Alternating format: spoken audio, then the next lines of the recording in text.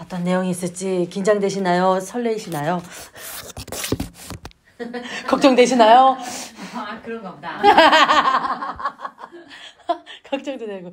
저도 이제, 우리도 이제 책 하나씩 고를 때마다, 또 어떤 것들이 건드려질 것이며, 또 나의 기존에 있었던 이론과 또 이념과 얼마나 흔들어 제낄 것인지, 두렵고 떨리는 마음으로, 들어가 보도록 하겠습니다. 네. 정신병 모친 사례 그리고 창조성, 멜라니 클라인의 주 개념과 이론을 줄리아 크레스테바라고 하는 기호학자가 정리를 해놓고 어떤 연구가 유의미했는지를 좀 짚어서 보시면 우리 이제 알아요. 지금부터 프로이트가 정신분석을 창시하였고 의식에서만 살던 우리가 무의식이 있다는 것을 발견한 사람이 프로이트라는 것을 너무나 알고 있어요. 그래서 무의식 중에 특히나 아버지를 담당하고 있는 초자의 영역이 너무나 억압이 심하기 때문에 본능이 잘 출현되지 못해서 자아가 옴짝달싹 못하다가 증상으로 삐집고 나오는 것.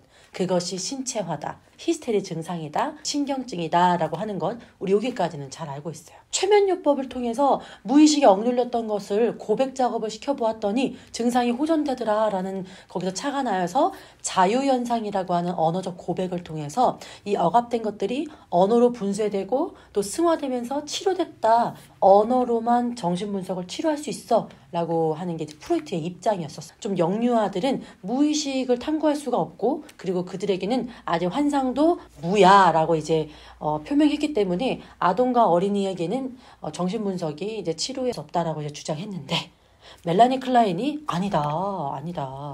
아동들이 훨씬 더 방어가 적고 환상이 풍부하고 놀이라는 것을 통해서 얼마든지 확인할 수 있다라고 주장하신 분이 멜라니 클라인입니다. 대상관계. 태어났을 때부터 그 대상과 관계하면서 펼쳐지는 심리 기전을 가지고 있어라고 주장하는 게 대상관계학자인 거죠. 대상관계학의 창시자인 멜라니 클라인이 현실과 환상이라 하는 이 무의식의 어떤 왕도 역할을 놀이를 통해서 할 수 있다. 프로이트의 꿈이 그러하듯이 놀이가 그렇다라고 해서 이 책에서 그 놀이 치료를 어떻게 했는지 언어적인 개입을 어떻게 했는지 그리하여서 결국엔 무의식적인 그 근원적인 발치해야 될 원형들과 무엇이 어려웠는지 무엇을 억압되어 있는지 이런 것들을 많이 거의 다 찾아내면서 아이의 증상이 호전된 케이스가 굉장히 많이 담겨져 있어요. 보시면 멜라니 클라인 이론을 들어가 보면은 클라인의 관점에서 신생아의 모든 충동들, 환상들은 대상이라 하는 젖가슴, 그러니까 엄마라는 표상이죠. 그 세계로 향해 있다라고 합니다. 이런 내적 대상들과 표상하고 그리고 감각을 느끼고 실체라 하는 그 실존의 것이 세 가지가 혼합되어 있는 것이 내적 대상을 이루고 있다. 그래서 우리의 내적 대상은 나한테 편한 대상이라기보다는 이질적인 대상 관계로서 형성되는 그 대상 관계가 있는 건 거죠. 이질적인 내적 대상과 관계하는 대상 관계가 있어서 이 관계를 어떻게 하느냐에 따라서 환상이 망상이 막 이게 출현된다는 거죠. 그 중에 감각이라는 게 있어요. 어떤 감각 그리고 그 감각을 어떻게 경험하느냐에 따라서 내적 대상이 형성되는데 일단 먼저 엄마가 젖도 풍성하고 영양분도 좋고 남편과의 문제와 정서적인 교류가 참 원활해. 그럼 젖도 참 잘 돌고 그리고 시어머니가 집에 안 오셔. 그리고 시아버지가 어떤 케이스는 안 오셔. 그러면 엄마가 편안하게 젖이 막 돌고 그리고 아이들과 정서적 공감할 수 있는 그 관심이 더 많이 가잖아요. 근데 시댁 식구라든지 자기 친정엄마라든지 참 편안할 때는 아이가 배가 고프구나. 그만 먹고 싶구나. 더 먹고 싶구나. 이런 정서적 주파수를 기가 막히게 맞춘다는 거예요. 그러면 아이는 젖이 들어오고 그 젖이 입을 통과해서 목줄기로 넘어와서 배가 따뜻한 것들이 채워지면서 잠이 솔솔 오고 이런 어떤 감각적인 게 좋게 긍정적으로 경험되면 좋은 젖가슴이라는 내적 대상 표상을 갖게 돼요. 근데 반대로 이놈의 남편 들어오지도 않고 나 혼자 육아 독박을 하고 앉았고 불안정한 환경을 야기하면 당연히 젖도 마르고 아이한테 신경질이 나고 불편한 것들이 가득 가득 들어있다는 거죠. 그럼 젖도 마르고 엄마 스트레스 받으면 매운 거 먹게 되고 매운 거 먹으면 젖도 매워진다고 하더라고요. 일단 내가 죽겠다 싶어서 막 우고조금 먹고 하면은 당연히 아이한테 가야 할 그 영양분이 될 수 있는 젖이 메마르고 영양가 없고 참 텁텁하고 아이 입장에서는 불편한 물질들이 계속 들어와서 감각적으로 불편함이 겪다 보니까 내적 대상을 나쁜 젖가슴으로 지금 경험하고 있는 거죠. 이 관계를 통해서 표상이 두 가지로 나뉘어진다라고 멜라니 클라인 입장을 표현하고 있습니다. 자, 이 내적 대상을 어떻게 경험하냐에 따라서 두 가지로 나뉜다고 했는데 좋은 젖가슴, 나쁜 젖가슴 이렇게 분리시켜 놓는 단계가 있는데 그걸 망상분열적 위치다라고 얘기를 해요. 이 시기 때는 생후 한 3개월 전까지 느끼게 되는 그 자리인데 부재를 경험할 능력이 없는 거예요. 어떤 부재냐면 항상 충만하고 풍만하고 뭔가 영양분이 좋은 걸 들어와야 하는 저 젖가슴, 좋은 젖가슴만 있는 줄 알았는데 이게 매일 좋을 수 없는 거예요. 그리고 매일 나한테 정확한 양의 분량의 음식만 줄 수도 없는 거예요. 엄마의 무력감이 어쩔 수 없이 생기잖아요. 이러한 상태의 부재 때문에 저게 나를 박해하는구나. 저게 나를 지금 공격하고 있구나. 내가 살아야 될 세상에 대해서 뭔가 굉장히 부족하게 경험되게 해주는구나. 좋은 젖가슴이 그 역할을 하지 못한 부재를 견딜 수 있는 힘이 없기 때문에 좋은 젖은 따로 있고 나쁜 젖이 있는 거구나. 이렇게 분리를 시켜놔서 망상적으로 편집적으로 추상적으로 본인이 경험한 이 불편 경험에 대해서 분열해서 생각한다. 이렇게 살다가 이렇게 보다가 이건 지금 부분에 빠져 있잖아요. 이렇게 지내다가 우울적 위치라는 곳으로 가면 좋은 대상과 나쁜 대상이 한 젖이었네? 라는 전체를 보는 거예요. 좋은 것 안에 나쁜 게 있고 나쁜 것 안에 좋은 게 있네라고 전체를 보면서 내가 나쁘다고 생각하면서 가학했던 어떤 죽여버리고 싶었던 어떤 충동의 환상들에 대한 죄책감을 느끼게 돼요. 사디즘적 투사를 하는데 사디즘적으로 항상 나는 주변이 날 도와주지 않아. 이런 식의 사고를 어린아이뿐만 아니라 우리도 하고 있잖아요. 그건 이제 박해망상이라 하는데 이 박해망상을 했다라는 것에 대해서 미안한 마음, 죄송스러운 마음, 이 마음이 생기게 된다는 거죠. 연민 감사 후에 자책들이 죄책의식을 느낄 수 있는 능력이라고 해요. 우울적 위치에서만이 내가 그렇게 편집해서 생각했구나. 전체로 봤을 땐 감사와 좌절이 같이 있었는데 이렇게 내가 기존에 오해했던 상상적인 어떤 그런 이미지를 갖게 한 대상에 대해서 최초 대상을 상실하는 자리. 그게 이제 우울적 위치라고 해요. 저 사람이 나한테 괜히 이유도 없이 싫어하는 것 같고, 막 째려보는 것 같고, 이게 막 뭔가 박해망상적인 외부 대상이 날 공격한다고 생각했다가 알고 보니 내가 뭔가 필요한 게 있는지 없는지를 살펴봤었던 눈빛이라는 걸 알고 난 다음부턴 내가 괜히 오해했네. 내 안에 좋은 게 하나도 없네. 뭔가 죄책감과 양심의 가책을 느끼는 단계가 있잖아요. 그러면서 전체를 보면서 공동체 안에서 잘 적응할 수 있듯이 저희들도 많이 고착돼 있어요. 저 망상분열적 위치에 고정돼 있으면 저도 정신증이 확 올라와요. 오해하고 내 마음대로 해석하고 그 사람의 의도는 전혀 물어보지 않고 나의 해석대로 해석하고 거의 이제 정신증 수준이 망상분열적 위치인데 통합적이고 전체로 봤을 때 내가 오해했었네. 아이고 그렇게 한 생각은 내 생각을 투사했구나.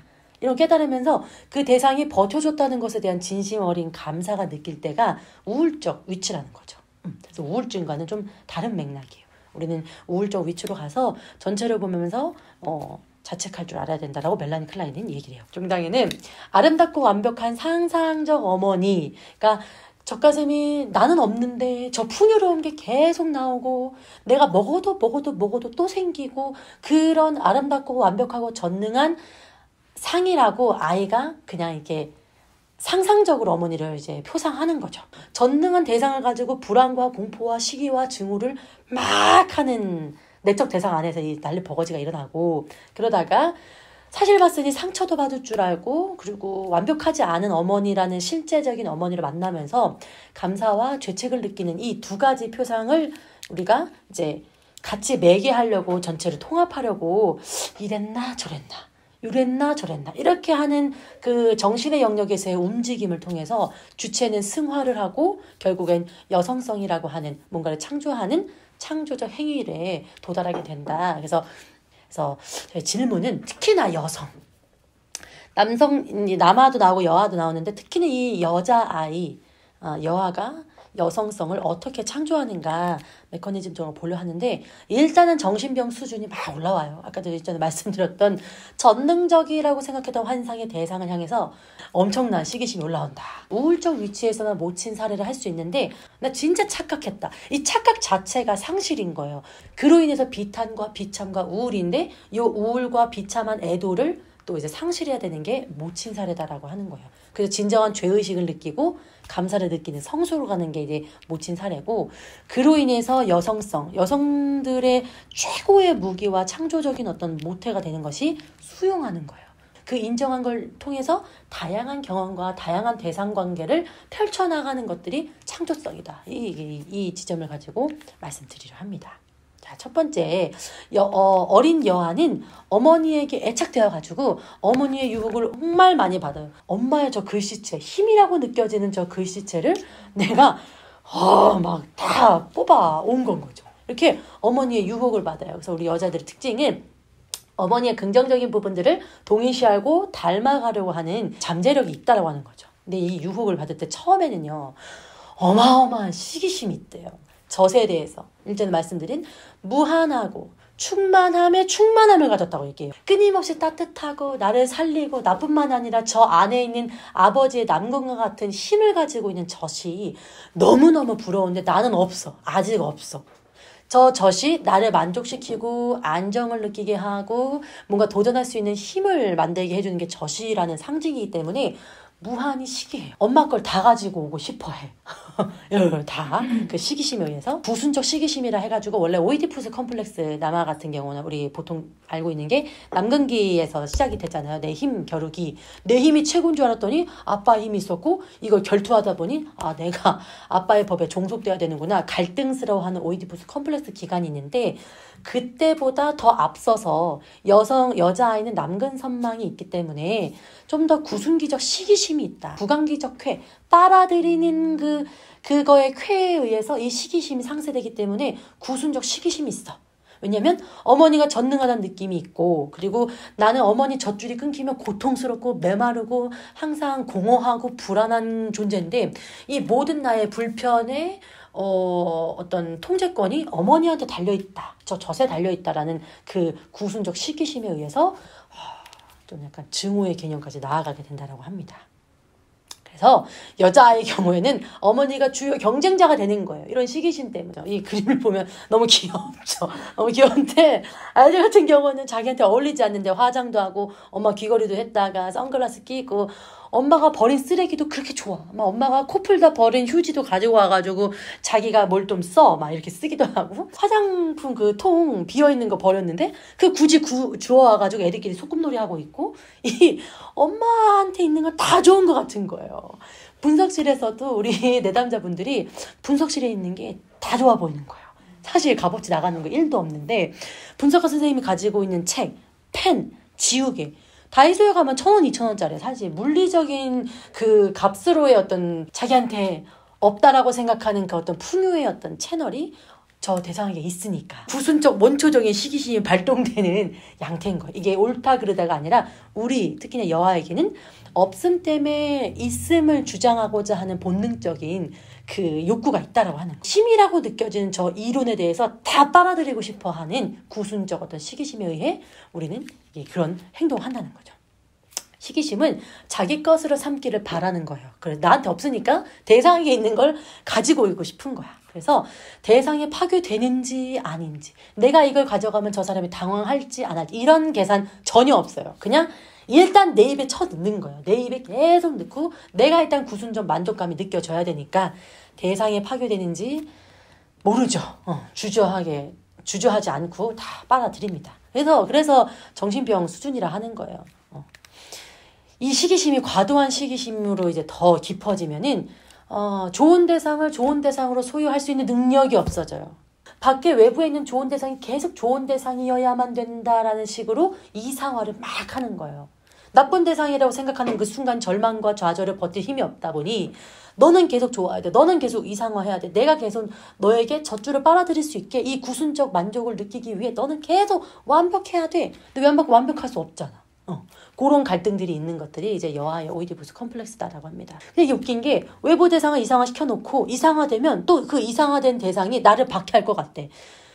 돌아버리는 거야. 이게 완벽하라고 해서 완벽했더니 저게 나를 박해할까봐 두렵고 박해할까봐 또 이상화를 좌절하자니 또 너는 이상화 되어야 된다고 얘기하고 계속 좋은 대상이어야 돼, 안 돼, 해야 돼, 안 돼. 이놈의 이 갈등, 오이디푸스 컴플렉스다.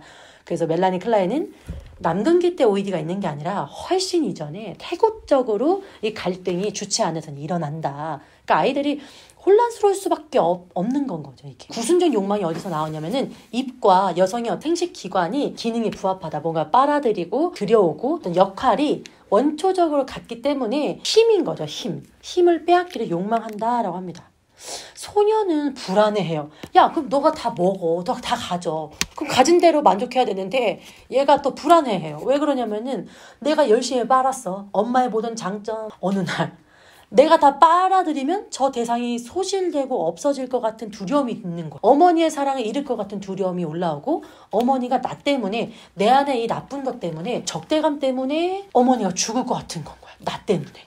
이런 소녀의 불안이 있는 거예요. 욕망을 포기하지 않으면서 뭔가 그 대상이 죽을 것 같은 어떤 불안을 느끼는 전형적인 오이디푸스 컴플렉스에 걸려있는 것이 전능 환상에 대한 대상에 향해서 시기심을 가는 정신병 수준에서 편집적으로 좋은 적가슴, 나쁜 적가슴을 나눠놨기에 일어나는 이런 내적 어떤 환상에 의해서 일어난다라고 얘기합니다. 6개월 정도로 이제 넘어가게 되면 우울적 위치로 넘어가게. 진정한 오이디푸스 갈등이 이제 시작되는 부분이고 우리가 부분에 꽂혀 있는 것이 아니라 전체였구나라는 그 사고의 전환이 일어나는 시기라고 하는 거죠.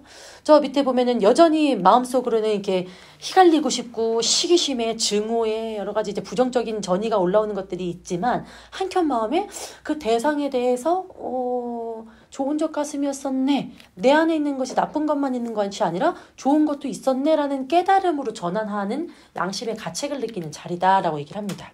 이게 전형적으로 젖대기, 물리적으로는 젖대기는 어떠한 내가 구순적 만족을 하는 것에 대해서 상실하는 시기잖아요.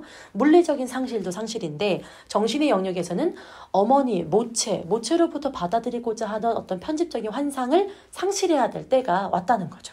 이때 죄의식이 발생한다. 멜라니 클라인의 이론에서 중요한 게 이 죄의식을 느낄 수 있냐 없는 거예요. 죄책감 때문에 짓눌려 있는 게 중요한 게 아니라 죄의식 자체를 느낄 줄 아는 전체성을 봤냐 못 봤냐. 이게 발달 단계에서 참 중요하다라고 주장하고 있어요. 복잡한 지금 메커니즘을 발견해냅니다. 내 안에 좀 종합해야 되는 것들이 좀 있는데 어떤 오해와 착각을 개진해야 되냐면은 먼저는 어머니는 불충분한 존재다. 이것 자체를 인정해야 된다는 거죠. 어머니가 완전할 수 없고 그 완전성이 나의 무능 때문에 요청하고 있구나라는 메커니즘 자체를 깨달아야 된다는 거죠. 당연히 어머님도 사회가 있고 엄마도 지금 경험하는 게 있고 아이의 100%의 인생에서 100% 만족을 줄 수가 있냐고. 어머니가 신도 아닌데. 정서적 욕구를 충족시킬 수 있는 능력이 없구나. 내가 상상객적으로 그걸 계속 요청하고 있구나. 그렇게 해달라고 계속 때를 쓰고 있구나 라고 하는 생각. 당신의 어머니를 제거하라는 것은 너가 그렇게 설정한 상상계적 어머니를 제거해라 라는 거예요. 물리적인 어머니를 제거하라는 게 아니라 네가 상상계적으로 전능 환상을 떠올리게 하는 옆집 엄마를 보니까 이런 거 해주던데 우리 엄마는 왜 이거 안 해주지? 불충분한 존재라는 걸 깨닫는 상실해야 된다는 거죠. 그래서 당신은 더 이상 그녀가 필요 없다. 사실 필요 없죠. 그냥 환상인 것 뿐이고 내가 그렇게 살면 되니까. 그래서 이게 상징이 주는 긍정적 메시지다. 그리고 두 번째 착각이 있어요. 아빠가 가만 보니까 아빠가 나만 보면 빵긋빵긋 웃으시고 엄마랑은 치고받고 싸우고 감정적으로 불편한 것 같은데 나랑은 항상 좋아. 그리고 심지어 엄마 안에 있는 힘이 다 내 거야. 구순기적 시기심으로 다 빨아들였기 때문에 엄마 안에 있는 남군은 다 내 거. 외부적인 물질은 아버지도 다 내 거. 완벽한 착각 속에 있어가지고 아빠랑 엄마 사이에서 내가 가장 전능하고 내가 가장 우월해. 이게 왜냐면은 그렇게 생각하지 않으면 이 주체는 너무 나약하기 때문에 상상적으로 생각을 하죠. 사실 근데 엄마랑 아빠랑 밤마다 은밀하고 긴밀하네? 이상하다. 어라라? 엄마 안에 있는 남군 아빠가 엄마 거 막 이런 혼동이 이제 있는 거지. 알고 봤더니 어머니 자체가 아버지의 욕망이 거주하는 어머니였었던 거죠. 그냥 엄마랑 아빠랑 어마어마한 유대 관계에 있었다는 것을 추후에 알게 됩니다. 애들 자지러지게 울게 돼요. 이게 저도 처음에 저도 이제 뭐 집안에서 언론의 자유가 있어가지고 집안의 대소사 같은 경우에 제 주장을 마음껏 펼칠 수 있었어요. 그 이유는 마음껏 펼쳐도 부모님이 제 의견을 들어주셨거든요. 근데 그 두 분의 유대에 대해서 항상 간과하고 있었던 이쪽 세상이 없었던 거죠. 알고 보니 나는 하나의 의견이었고 두 분이 긴밀히 상의하다 보니 제가 말했다고 해서 그 의견이 맞는 게 아니라 두 분의 유대에서 긴밀하게 상의하시고 전반적으로 이렇게 좀 선택하셨던 게 공교롭게 내 의견이었었던 건데 나는 나니까 아빠가 날 좋아하고 엄마도 내 말에 그냥 따라주시니까 그냥 내 언어대로 가정이 돌아간다고 하는 어마어마한 착각이 있었다는 거죠. 이것도 저한테 상실이었는데 더 큰 상실이 뭐였냐면 엄마랑 아빠랑 사이가 안 좋고 항상 내가 좀 이렇게 두 분 이렇게 중재시켜드려야지 이렇게 산 세월에 대해서 너무 비참한 거예요. 집안에서 이 집안일이 일어나지 않는 것에 전전긍긍되면서 내가 나의 발전을 해야 될 시간을 다 여기에 투여했다는 시간이 너무 아깝고 너무 서글프고 너무 비참했던 거예요. 알고 봤더니 두 분이서 알아서 쿵짝쿵짝 해가지고 가정은 당연히 그렇게 이루어져야 되는데 내가 그걸 대신 짊어지면서 힘을 가져서 가지고 헷갈렸던 거예요. 진짜 힘은 내가 어떻게 내 삶에서 나의 꽃밭을 꾸려갈 것에 대한 그 도전과 만약에 실패했다면 거기서 다시 도전하고 또 이렇게 나아갔어야 되는데 이게 너무 어려우니까 그냥 엄마 아빠한테 짐을 좀 짊어지면서 힘을 행사했던 그 세월이 지금까지였었다는 걸 참 이 공부하기 전과 후의 차이는 그 지점이다. 하필 엄마와 아빠의 유대가 아이에게 특히나 여자에게 힘드냐면 아빠도 남근도 너무 튼튼한데 엄마의 남근도 더 튼튼해. 근데 두 분이 유대를 했대. 무서운 공포인 거예요. 부모님의 저 유대가 나의 공포증으로 이제 다가오는 거죠. 나를 이제 함몰하고 질시시키고 나는 더 통제권이 없고 내가 나를 조절할 수 있는 게 없다라는 이 생각에 쌍두마차가 연대를 해? 유대를 해? 무서웠던 거지. 그래서 어떻게 보면은 그걸 이제 생각을 안 하는 거죠. 그럴 일은 없다라고 이제 정신승리 같은 걸 하고 있었던 거지. 근데 팩트는 두 분이 연대가 있고 나는 따로고 이 상실감, 이 자체가 상실인 거죠. 이 상실로 인해서 비탄에 빠지고 똑같이 화를 내고 있고 나도 그 사이에 껴달라고 하고 이 여러 가지 역동이 있잖아요. 그 반복을 상실하는 게 모친 사례다라고 합니다. 우리가 착각이라고 제가 이제 쉽게 표현했지만 내가 지금 착각에 빠져 있구나. 너무 부분적까지에 빠져 있구나. 그걸 아는 것 자체가 내 기존 이데올로기에 대한 상실인데 그것 때문에 겪게 되는 여러 가지 역동들을 상실해야 주체. 내가 무엇이지? 나는 무엇이지? 사랑은 뭐고? 감사는 뭐지? 이런 생각을 할 수 있는 존재로 나아간다는 거예요. 멜라니 클라인은 이런 우울증을 계속 참여하면서 도대체 전체가 뭐고 부분이 뭐고 내가 어디에 빠져 있었고 이걸 빠지게 된 이유가 뭔지 전반적으로 살펴보는 정신이 태동하는 단계가 이 우울적 위치에서 일어나는 일이다 라고 합니다. 모친 사례는 시기심 있지. 근데 시기심과 감사를 같이 생각하면서 주거니 받거니 할 수 있는 어떤 사유하는 능력의 원천이 모친 사례다. 내가 상실할 것, 내가 착각했었구나. 이거 빨리 인정해야 돼. 인정해야 돼. 내가 허송세월 지금 계속 보내고 있구나. 반복되는 어떤 메커니즘에 계속 빠져 있는구나. 이거 자체를 깨닫는 것 자체가 상실을 상실하는 단계다라고 합니다. 완벽한 만족을 제공한다고 가정했던 대상 없다. 그걸 포기하는 것 자체가 이제 모친 사례고 그로 인해서 전체 대상을 인식하면서 내가 어느 부분에 결여가 있구나 수용하면서 대상으로부터 융합된 걸 거리두게 되는 것 이것이 상실을 상실하는 모친 사례다라고 합니다. 나르시시즘적으로 생각했던 것들 방향성이 다 자기를 향했던 것들을 타자를 인식함으로 인해서 우리가 참 건강한 자기애는 충분히 자기애를 하고 이성애를 할 줄 알아야 되는데 현대인의 안타까운 증상은 자기 나르시시즘적 해석까지만 한다는 거지. 자기만 응집되면 돼서 대상을 활용한다는 거지. 대상을 그냥 내 응집에 있어서만 의미가 있기 때문에 대상을 활용하는 게 내 안정, 내 쾌, 충만함만 가지고 대상 관계를 했을 때는 대상 관계가 아닌 거지. 그냥 내적 대상과 관계한 나르시시즘인 거야. 타자의 계획은 전혀 알지 못하고 본인만 중심되어 있는 사유. 이게 이제 나르시시즘인데, 이런 것에서 이제 벗어나면서 죄의식과 감사를 느끼게 하는 것이 이제 모친 사례다. 타자를 통해서 모성이라는 두려움과 기쁨에 헌신할 수 있는 기회를 발견하는 거, 이것이 모친 사례이기 때문에 필요하다라고 합니다. 그래서 이런 과정들이 성공적으로 통과해요. 물론 시행착오도 있겠지. 자기도 억울하지. 자기도 한다고 하고 생각한다고 했는데 자기만 생각했던 모양이었을 수도 있잖아요. 이런 성공과 실패를 반복하면서 이 과정이 성공적으로 통과하면 진정된 사랑과 진심의 감사를 느낄 수 있는 그런 숭고한 정서를 느낄 수 있는 단계로 나아간다라고 합니다. 그것이 이제 우리가 획득할 수 있는 여성성이다라고 하는 거죠. 여성성은 지식의 욕망으로서 지식을 욕망하면서 심리 내부를 구성을 촉진하는 것이라고 얘기해요. 시기심을 시기심으로 표현하는 것이 아니라 승화할 수 있는, 창조할 수 있는 채널을 찾다 보니까 지식에 대한 욕망이 굉장히 들끓는 거죠. 분석가들은 여성 분석가 아니면은 남성 분석가인데 이렇게 지식에 대한 욕망을 통해서 또 수용할 수 있는 최고의 여성의 어떤 장점을 탑재한 남자 분석가, 이런 분들은 사고의 억제를 제거하려는 욕망으로 가득하다고 해요. 사고를 억제하고 있는 것을 지식을 통해서 제거하려는 욕망이 굉장히 크다라고 얘기를 합니다. 네 속에 있는 여성성과 계속 접촉을 유지하고 너의 사회를 창조하고 재창조하라 라고 줄리아 크리스테바가 얘기를 합니다. 내 속에 있는 여성성, 수용해서 다양한 관계를 유지하고 다양한 관계를 시도할 수 있는 저 창조성을 계속 유지하면서 너의 사회를 창조해. 기존에 있었던 거를 재창조해 라고 이야기를 합니다. 보면은 모성, 저는 이거 보면서 그냥 어머니 자체가 대단하시다. 어머니가 된다는 거, 모성이 된다는 것은 여성으로 하여금 대상을 새로운 방식으로 경험하도록 만들게 된다고 해요.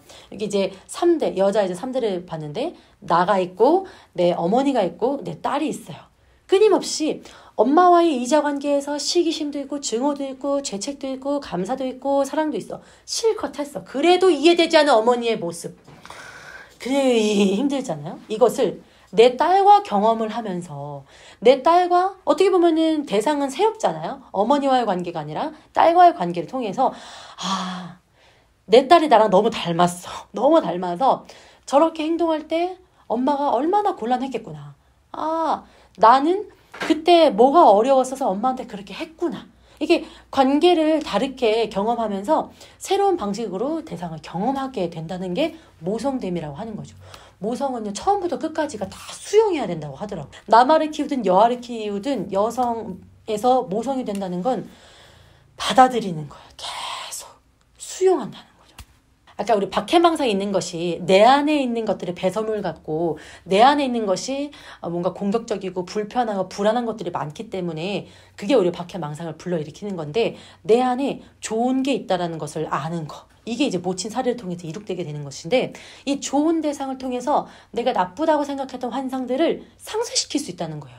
좋은 대상을 좋게 끌고 나가야 될 줄 아는 능력이, 내 안에 있는 나쁜 대상, 내면 세계가 외부 세계에 있으니까 외부 대상에서 만나게 된 나쁜 대상들과 견주었을 때 좋은 대상을 많이 함입하고 사유하고 모친 사례를 통해 승화시켜 놓았을 때 악에 대해서 상쇄할 수 있다라고 얘기를 합니다. 그래서 비탄, 슬픔을 야기하는 이런 나쁜 대상들과 함께 안도와 기쁨을 같이 느낄 수 있는 것이, 내적인 좋은 대상이 자꾸 저런 새로운 방식으로 경험하면서 나 좋은 거 있지, 굳이 나 이것 좀 할 수 있지, 나 이런 거 좀 선하지, 나 또 저런 것도 수용할 수 있지, 자기를 자꾸만 좋은 대상의 어떤 그 초점으로 조명해주는 능력, 이것 또한도 여성성이다. 참 위대한 능력이다. 종당에는 어머니의 몸의 내부에 대한 두려움을 극복하게 된다. 좋은 걸 가지고 들어온 거를 좋게 대상할 수 있는 능력, 그것이 어머니 몸의 내부에 대한 두려움을 극복하게 해준다라고 해요.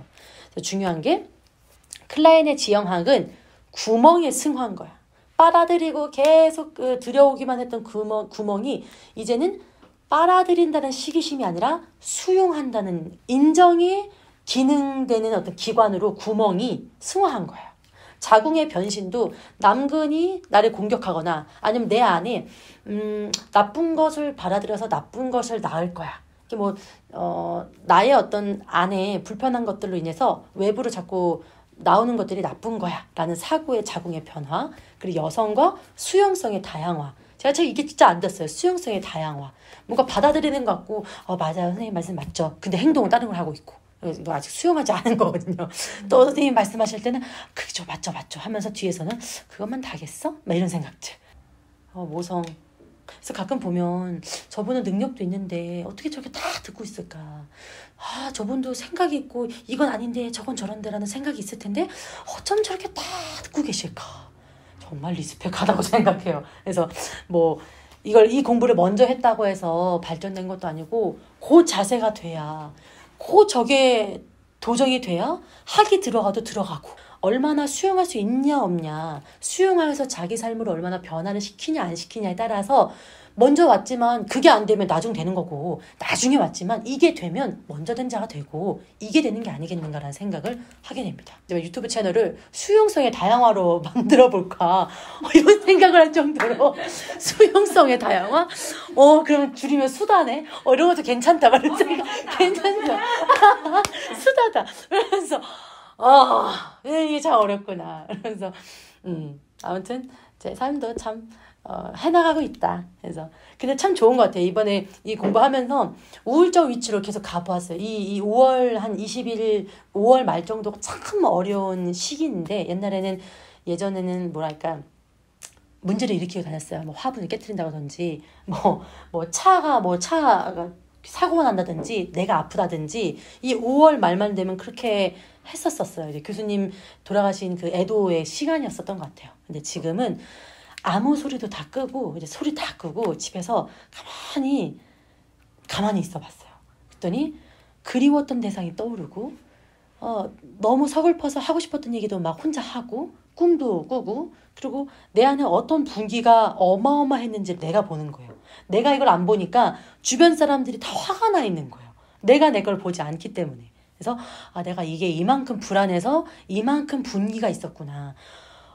진짜 불안했다. 너무 불안한데 분기로 그거를 잡고 있었네. 이런 것들을 내가 내 자체로 느끼는 감각과 감정을 수용하다 보니까 좀 더 다른 형태로 올해는 잘 지나가고 있는 것 같아요. 특히나 여아가 어머니가 되려는 욕망은 어머니 안에 있는 남근만 먹어야지, 남근만 취해야지, 힘을 가져야지, 이런 남근 선망뿐만이 아니다. 그걸 표현한 게 아니라 남자에게 덜 의존하는 주체가 되고 싶기 때문에 어머니, 모성, 저 힘을 갖고 싶다라고 하는 거죠. 결국엔 여자아이는 내가 남에게 의존하지 않은 어떤 힘을 갖고자 했던 그 여성성을 갖고 싶은 것 때문에 어머니가 되려 합니다. 내 안에 그 환상 때문에 나쁜 어떤 물질, 나는 나빠, 내 안에 있는 건 배설물이야, 내 안에 있는 건 똥덩어리야, 이렇게 위험한 배설물이라고 생각했던 이런 사디즘적 환상의 반동 형성물로 아름다운 아이를 낳고 싶고, 아이를 잘 키우고 싶고, 반동 형성된다는 것이고, 자신을 아름답게 만들기, 이렇게 내 퍼스널 컬러 같은 거 알아내고 퍼스널 컬러에 맞는 예쁜 옷도 입혀보고, 이렇게 나를 가꾸려고 하는 마음, 자신의 집을 예쁘게 장식하고 좀 배치하거나 숨쉬며 살 이 공간에 대해서 참 나의 어떤 건강한 여성성이, 내 이 안에 있는 좋은 것들이 외부로 자꾸만 나올 수 있게 해주는 여성성이 어떤 창조성이다라고 하는 거죠. 창조성, 특히 정신분석에서의 창조성은 홀로 있을 수 있는 능력, 그것이 위대한 창조성이다라고 합니다. 꼭 이제 누군가가 지켜봐야 또 이제 공부도 하고 또 이제 뭐라도 틀어놔야 이게 막 됐는데, 저자의 말소리를 잘 따라가면서 책 읽고 글 쓰고 사유하는 게 유일하게 혼자 있을 수 있는 능력을 발견할 수 있는, 또 발휘할 수 있는 것이더라고요. 각자가 홀로 있을 수 있는 능력, 이것이 개발될 수 있는 것이 있을 텐데, 그것이 이제 곧 창조성. 결론인데요. 일단 처음에 이제 구순적 사디즘 때문에 시기심과 그 시기심으로 인해서 다 빨리했는데 그 전능한 대상의 것을 빨기 때문에 보복에 대한 두려움도 있고, 그리고 내가 너무 다 빨아먹어서 그 대상이 소멸될 것 같은 그 공포가 있었는데, 그 공포를 느끼다 보니까 내 안에 어떤 안 좋고 불편하고 나쁜 악이 나에게 풍요를 주는 것을 해치진 않을까, 해치는 거였으면 어떡하지? 라는 죄의식을 느끼게 됩니다. 부분에서 전체를 볼 수 있는 그 어떤 환상의 어떤 틀이 확장되는 거죠. 죄의식을 가지고 진정한 감사와 사랑을 느끼다 보면은 내가 이게 환상이었구나. 이게 상상계로 어머니를 그렇게 전능 환상을 이제 투여하고 있었었구나. 환상과 내 욕망은 무엇이지? 내 실질적인 욕망은 뭐지? 이런 걸 외적 현상과 내적 환상을 구분하게 돼요. 그 구분하는 과정 중에 언어를 붙잡고 상징을 붙잡고 계속 이렇게 뭔가를 이렇게 부여잡고 나아갈 수 있는 게 언어적 습득의 시작이다라고 얘기를 하는 거죠. 나의 이런 메커니즘이 어떤 단어를 담길 때 우리는 그 서사적 봉투라고 하는데 내 이야기가 담기는 봉투인 언어의 습득이 시작된다는 거죠. 그래서 우리가 끊임없이 왜 만화책이라도 좋으니까 글자를 봐라. 왜 그냥 막 낙서도 좋으니까 일기를 써라, 글을 써라 하는 이유가 이 언어를 생각할 때 이런 부분에서 전체를 보고 나를 구분하고 식별해서 언어로 골라서 쓴다는 거죠. 그렇기 때문에 참 치료적이다. 언어가 치료다라고 합니다. 멜라니 클라인의 그 놀이치료를 보니까 나는 엄마 속으로 꿰뚫어 들어갈 수 없어. 그런 존재가 아니야. 엄마 안에 있는 아빠, 남근 죽일 수도 없어. 그것에 의해서 나는 그것 때문에 좌절하지. 근데 이거 자체가 놀이라고 하는 거죠. 클라인 부인과 하는 놀이는 놀이일 뿐이다. 나는 논다. 그러므로 생각한다. 그러므로 나는 존재한다. 공격성, 죄책감, 인정, 그리고 이제 승화. 이런 놀이들이 해석의 연쇄를 이제 불러일으키고 그게 종당의 자기의 서사와 이야기라는 의미를 추론하는 방식이다라고 이제 크리스테바가 정리하고 있습니다.